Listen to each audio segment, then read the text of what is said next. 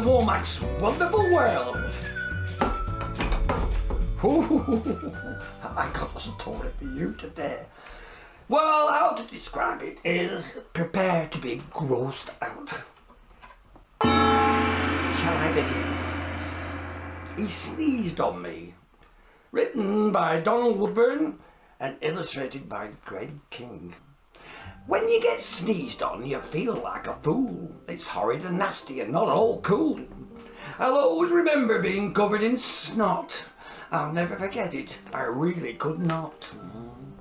I felt something was wrong when he bent on his knees as he gasped in the air and got ready to sneeze. I heard his lungs rasping as he snorted through his snout. I saw his chest swelling. It filled me with doubt. It started off slowly, but then it came fast. His infested breath came out with a blast. What a noise, what a nose fill, what a grim, gloomy sight. A week's worth of build-up, snot missiles in flight. He sneezed on me all over me so much that I could not see. Inside that sneeze it was slimy and green, mashed up bogey, you know what I mean. It was freaky and streaky, all avo and lime. It was lumpy and gooey, like bumpy rotten slime. When I tried to remove it, it stuck to my skin. It was definitely thick. It was not at all thin. I pulled it and tugged it using both hands. It just sloshed between my fingers and stretched into strands. The goop drooped and dripped. It twanged as it swung. I screamed as it landed on the end of my tongue. I pushed down a strand with my foot in my shoe. Even that got smothered and stuck in the glue. Now it stretched all the way from my feet to my face and got twisted and tangled all over the place. So I shook and I spun and I jumped all around. I bumped and I thumped and I fell flat on the ground. Leaves stuck to the muck right where I wriggled, and the grass on the ground itched and tickled.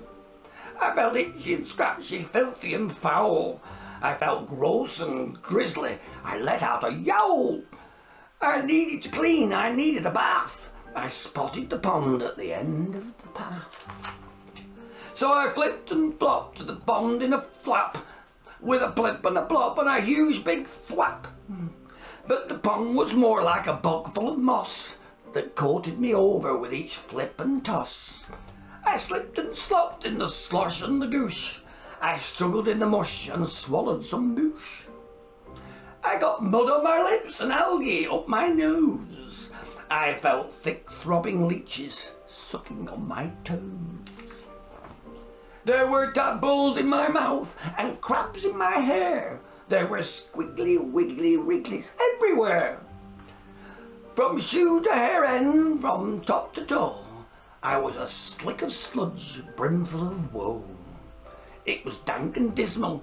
I felt vile and mucky, and I know that I smelled disgustingly yucky.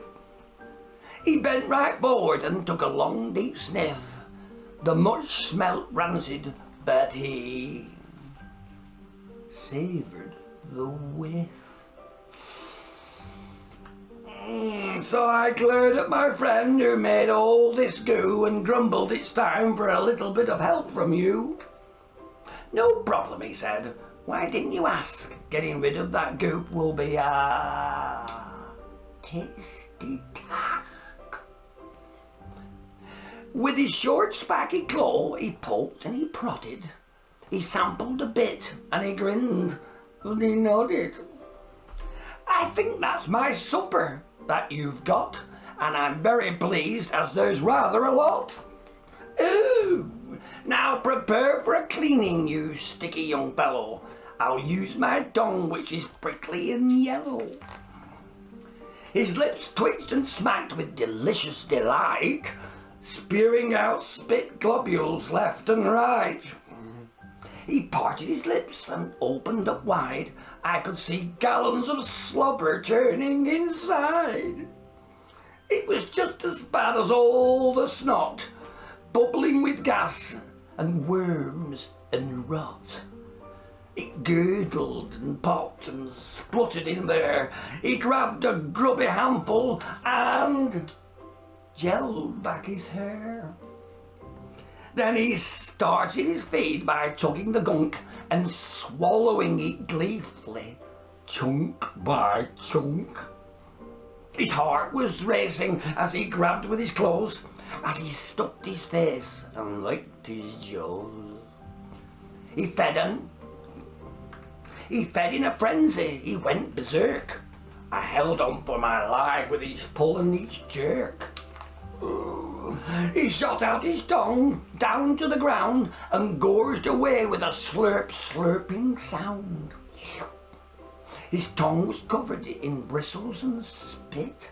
It was scritchy and scratchy and prickled quite a bit. He scraped it through my hair and scowled between my toes. He sloshed it all around me like a bendy rubber hose. He ate all his snot, all the goop and the slime, then politely said, "Thank you, that tasted sublime. But now I must get moving, I must find something sweet. There wasn't enough toe jam between the toes on your feet." And over he waddled, wagging his bum, flicking his tail and bouncing his tongue. And just so you know, this story is true. My friend owns a factory where he sneezes out glue. Oh! Did you like that story? Because I feel like I'll never eat again. Oh, my goodness gracious me. Well, I mean, that's all there is for now. And you know there's another story coming from Womack's Wonderful World soon. So goodbye from now. Enjoy your tea. Bye-bye.